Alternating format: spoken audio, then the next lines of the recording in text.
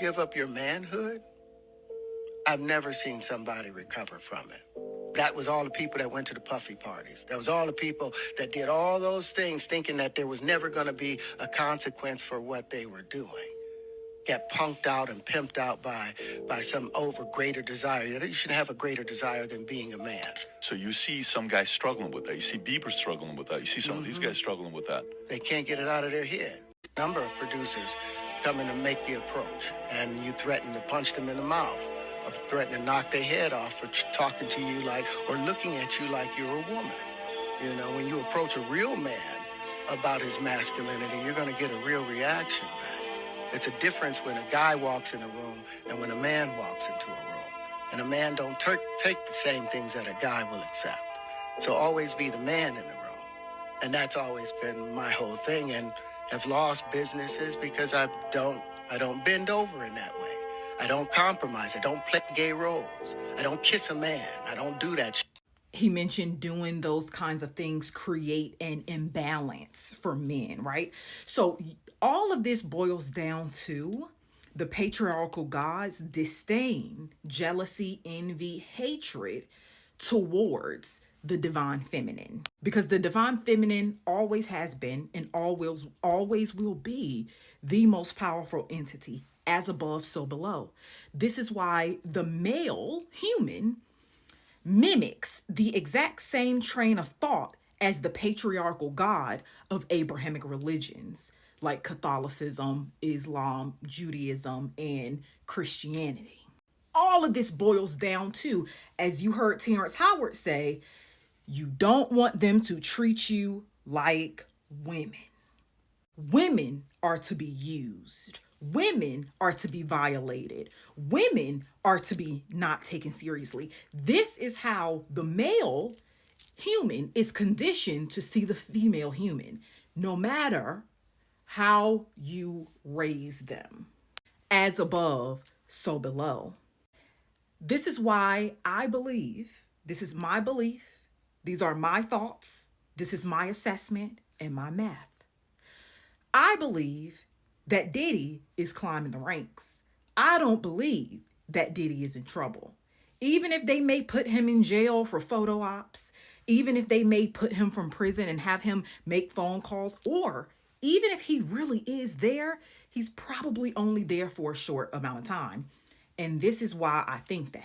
Everything Diddy has done, everything the people Diddy got what he did from, who was doing it before him and everybody after, is using the exact same playbook of the God of the Bible, of the God of Islam, of the God of the Roman Catholic Church, from which every Abrahamic religion came and from which they stole from the Black woman. But that's another story.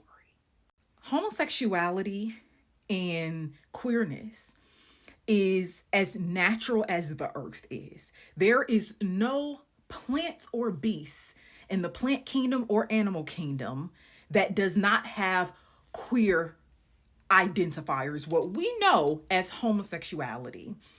It resides in every single part of nature. It is as natural as heteronormativity is. Now, the reason why the God of the Bible and why patriarchy, I'll refrain from saying white patriarchy because I believe this predates white patriarchy. But the reason why the God of patriarchy, the male God, perverted homosexuality is to control the male human, right? And thus control the female human. Terrence Howard said something about the imbalance that I mentioned earlier, that it creates when men give up their manhood in this way, that it's no foundation for them, right? Because the masculine is very different. I don't like to say opposite, but it's different than the feminine. The feminine is chaotic. The feminine can thrive in chaos. She can thrive in order or disorder, right? The male can't. The male is submissive by nature, not the female, not the feminine. So men need a pecking order. And in order for God, the patriarchal God, to maintain power, He must use and maintain power through the human male, as above, so below, and through other gods and things of that nature, right? So weaponizing homosexuality against straight men is a way to control straight men. This is why a lot of straight men cannot stand gay men, right? Because gay men are closer to the feminine. Trans men and women are closer to the feminine, right? They detest that because ultimately all of this goes back to the jealousy of the divine feminine. This is why men are also, the human male is also jealous of the human female. We saw that in that White Lotus episode where the guy was going on a rant about his explorations in Thailand and how he wanted to know what it was like to be a woman and all of that. Men have to come out of this type of thinking because the very ideology that they base their manhood in, as Terrence Howard so eloquently put it, is the very thing that imprisoned them, right?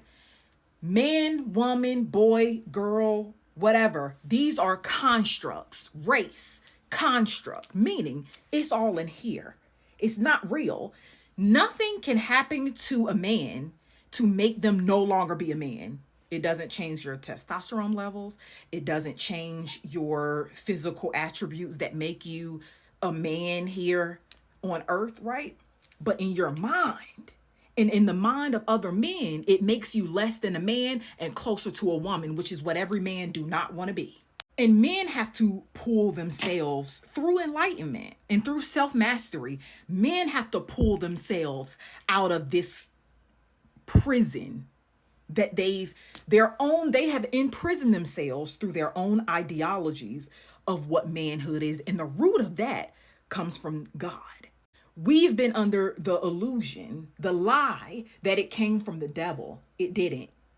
The devil, every time the devil is depicted on TV, he's depicted as fluid, which is exactly what Terrence Howard said you don't want to be as a man, right? Because men need things confined into boxes for them to be able to understand and follow through because they're naturally followers. They need a pecking order.